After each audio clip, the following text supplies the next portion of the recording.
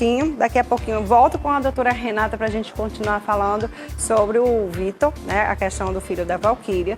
Já sobre esse assunto a gente vai continuar falando. Se tiver pergunta também, pode já deixar aí no WhatsApp da gente, tá? Mas olha só, vou mudar de uma coisa para outra. Agora vamos falar de saúde também. Todo mundo conhece, gente, né? Um método infalível, é o que a gente acha, né? Para curar o soluço. Como? Tipo, levar um susto, né? Prender a respiração, beba água, né? De cabeça para baixo. Você já ouviu falar nisso? Coma doce, algo doce que você vai melhorar. Será que isso funciona, né? Para quem tem o soluço? Hoje eu recebo aqui o médico gastroenterologista, né, o doutor Eduardo Franca. Ele vai explicar um pouquinho o que é que você pode fazer para passar o soluço. E o que é que causa esse soluço, né? Quais são os tratamentos? A gente vai saber a partir de agora. Se você tiver dúvidas, passa por isso constantemente. Você manda aí a sua pergunta no 981457570, tá? Se você tiver dúvidas. Também se não tiver, não tem problema, tá bom? Doutor Eduardo, tudo bom? Seja bem-vindo aqui ao nosso Manhã da Gente. Quanto tempo? Bom dia, Marília. É um prazer estar novamente com você. Coisa boa. E trazer esclarecimentos num tema tão comum. É verdade. De certa forma, traz, eu diria, esclarecimento sobre o tema. Exatamente. A gente nunca falou sobre o soluço aqui no programa, então eu tenho uma curiosidade muito grande, porque eu vejo, às vezes, né, que tem pessoas que têm isso constantemente. Mas fala pra gente, o que é que seria esse soluço? O que é que causa? Bom, o soluço, na verdade, é o espasmo do diafragma. Ele pode acontecer por mais diversas formas e daí essas fórmulas miraculosas de realmente melhorar com um determinado comportamento. Mas na maioria das vezes ele se dá por uma distensão rápida do esôfago ou do estômago.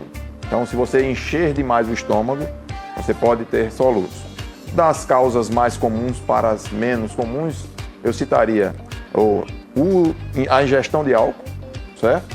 Por irritação do nervo frênico, que é o nervo que estimula essa região. Ingestão de maior quantidade de alimentos, o refluxo gastroesofágico, a ingestão de bebidas excessivamente frias que gerem um estímulo do nervo. E aí vem outras doenças associadas. Vem os distúrbios relacionados ao aumento da concentração de gás carbônico ou de CO2. Vem as doenças relacionadas ao tórax, no caso pneumonias, bronquites, até mesmo casos mais graves, quando persistentes, o câncer. As doenças relacionadas aos distúrbios dos eletrólitos, sódio, potássio, cálcio, e as doenças de ordem neurológica. Então, imagine que cada um tem sua receita para melhorar do refluxo, mas também é porque justamente tem inúmeras causas e algumas dessas funcionam. Criança, doutor, eu vou partir para criança, porque todo bebê, quando soluça, a mãe, a avó, veio com aquele negocinho, bota um algodãozinho na testa do menino, molhadinho que passa, né?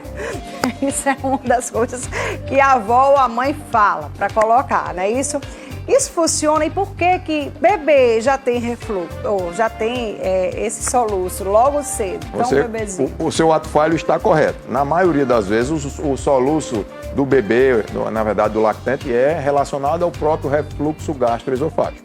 Ele passa muito mais tempo deitado, a dieta dele, na maioria das vezes, é eminentemente líquida, é mais fácil de refluir, e é um refluxo considerado fisiológico, quase que natural.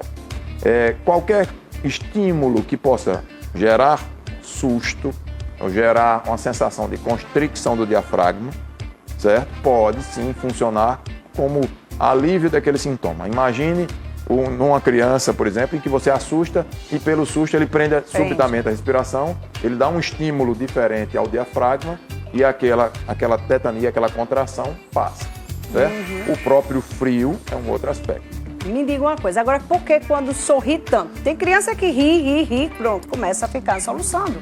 E seria o que isso? Seria, na verdade... Só rir demais... Isso, quando você hiperventila, você tem a modificação do padrão de respiração. Certo. E aí o diafragma trabalha num ritmo, você elimina mais CO2 e acumula mais oxigênio. Então, por um estímulo do diafragma e uma alteração, na verdade, do nível de oxigênio e de CO2, você modifica o padrão.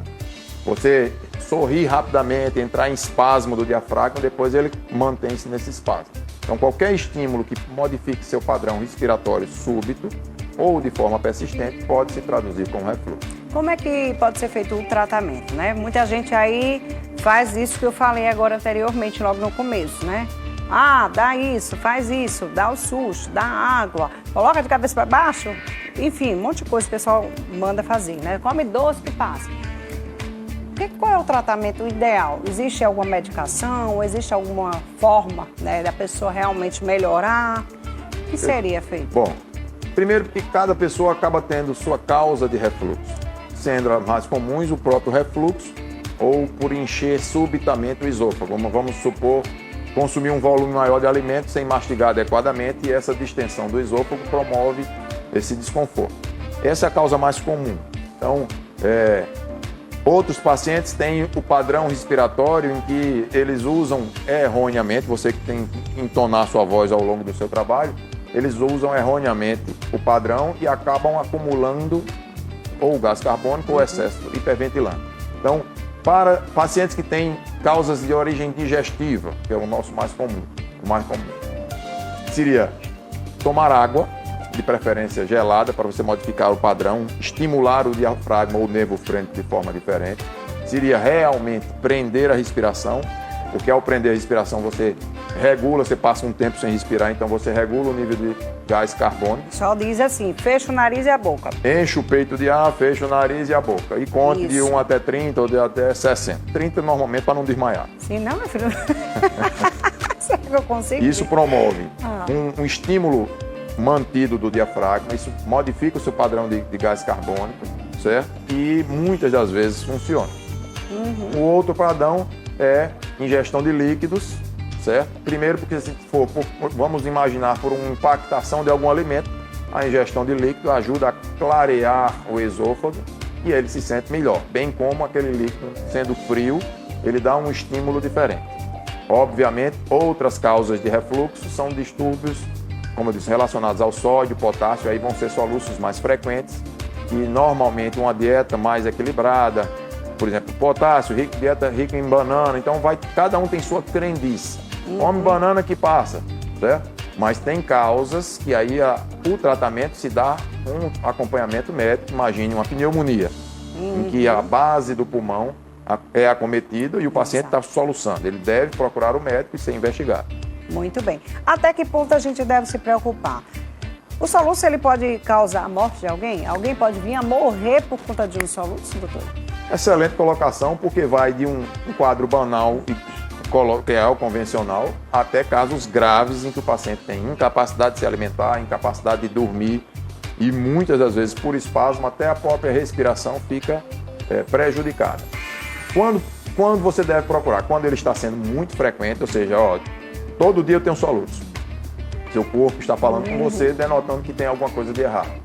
O soluço não passa. Eu estou há 1 dia, 2 dias com soluços ininterruptos. Que parece absurdo, Marília, mas tem paciente que vai à consulta e não consegue se consultar porque o soluço não deixa falar. Então esse é um caso que você tem que avaliar. Ou quando o soluço está associado a sintomas outros. Vamos supor, eu estou com soluço e com dificuldade de engolir. Então, não consigo tomar água, então o soluço faz parte de um quadro sistêmico. Ou eu estou com soluço e com doenças relacionadas à parte neurológica. Dor de cabeça, tontura, desorientação. Então, é quando ele está isolado ou associado a outros sintomas e quando ele perdura por entre 1 a 2 dias de forma mais persistente. Existe cirurgia para isso, para melhorar para esse caso ou não existe nenhum tipo de cirurgia? Depende da causa, mas infelizmente, por exemplo, pensando em cirurgia, derrames pleurais, que vocês podem drenar aquela secreção purulenta, por exemplo, e melhorar o estímulo ao diafragma. Casos de câncer da região da transição do esôfago com o estômago, em que o tratamento se dá, mas sim, para casos específicos, doenças do pulmão, do tórax ou do andar superior do abdômen podem ser tratados cirurgicamente. por que a gente trouxe esse caso? Eu assisti Grey's Anatomy, é um seriado muito bacana, né? Bacana demais até, acho que todos os médicos devem já ter assistido, não sei nem se você já assistiu. Mas é um seriado bem extenso, bem grande. Então teve um episódio, né, que uma pessoa morreu por conta de um soluço. Eu disse, como assim, gente? A pessoa morreu por conta de um soluço, né? Então isso ficou na minha cabeça há um tempo. Fazer como que a pessoa morre por conta de um soluço? O que é que seria isso? Quais são as causas? E por que essa pessoa morreu? Então eu ficava querendo entender, né, a causa da morte por conta de um soluço. Por isso que eu te perguntei se a pessoa poderia chegar a morrer por conta disso. Entenda que o soluço é um sintoma. Como, será que alguém morre de febre? Mas ele pode... Pode ter outras coisas isso, jamais. A causa da febre ou a causa do soluço, sim. Como a gente pode falar, uma doença neurológica grave, uma doença infecciosa grave, ou até mesmo o câncer, pode gerar, sim, morte. O refluxo é uma das causas que dá muita coisa, né, doutor? O refluxo, nossa, gente, você pode ter uma variedade enorme de doenças e outras coisas mais, né? O que seria que o que é que a gente poderia ter, bom, doutor? Na verdade, se a gente for compilar o refluxo gastroesofágico, que para o leigo é o retorno do conteúdo do estômago no sentido do esôfago, certo?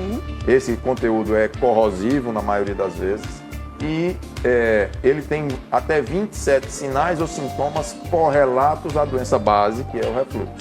Desde a sensação de queimor propriamente, a azia ou no termo médico a pirose, a regurgitação, que é voltar o líquido e chegar à garganta.